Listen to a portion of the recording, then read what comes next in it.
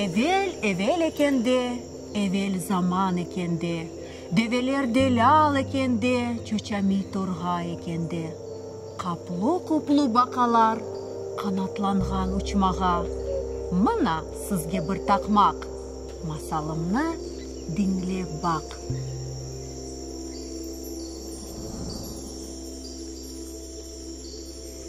Эвел заманларда чышыт кушлар яшағанлар. О кушларның десесі чықма екен. Чөчәмейлер, чивилдешмейлер, бульбуллер есе яз ве бар гежелері йырламайлар.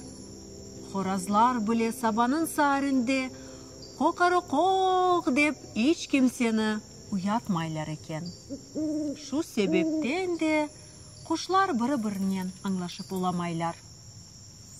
Аналары есе yollarını жойған чіпчечіклеріні тапып оламайлар. Чүнки олар адашып, ана бабаларыны ярдымға чағырып оламайлар. Ве йыртыжы айванларының панжаларында ғайып олалар. Шу себептен кушлар бір күн топлашып, кушлар падишасына бармаға істейлер.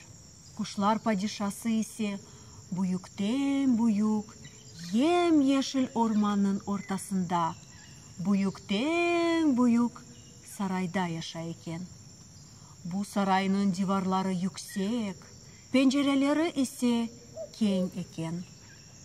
Бір күн топлашып, кушлар айны бу сарайға келелер. Айны шу вақытта кушлар падишасы пенжерелеріні қапытмаға азырлана екен. Кушлар есе ачуланып, ғағаларыны ачып, бізге сез бер деген ки болалар. Сарайның диварларыны чоқумаға ве тақмаға тырышалар. Кушлар падишасы соңра әр шейіні аңлай.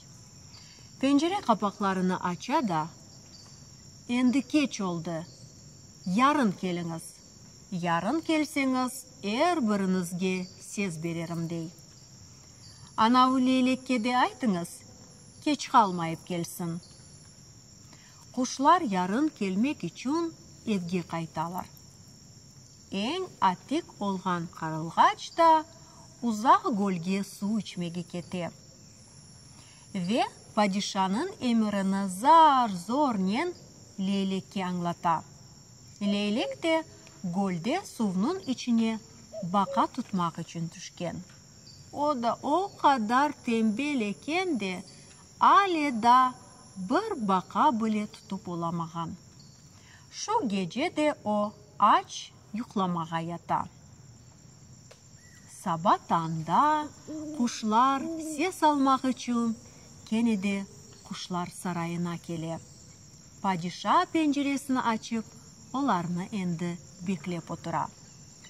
Tılsımlı sandığını aça ve er bir kuşka onun kolemine ve çeşitine göre ses bere.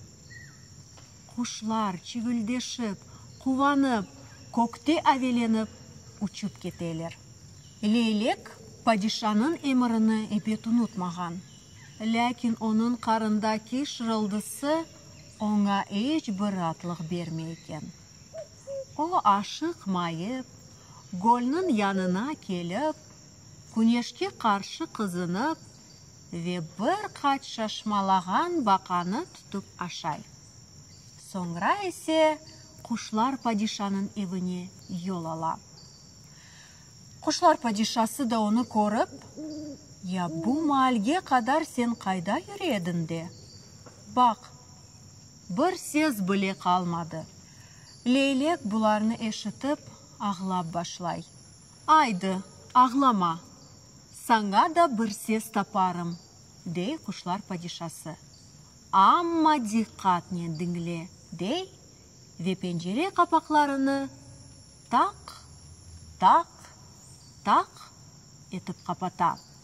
Sonki pencere kapağı kalganda da o başını şarığa çıkarıp, "İşte leylek, bu pencere kapaklarının tasırdısı da senin sesin olsun," dey.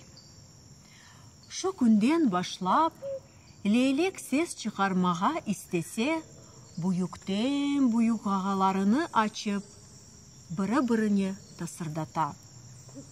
Кеч қалғанына пешман олып, башыны де оге, де артқа саллай.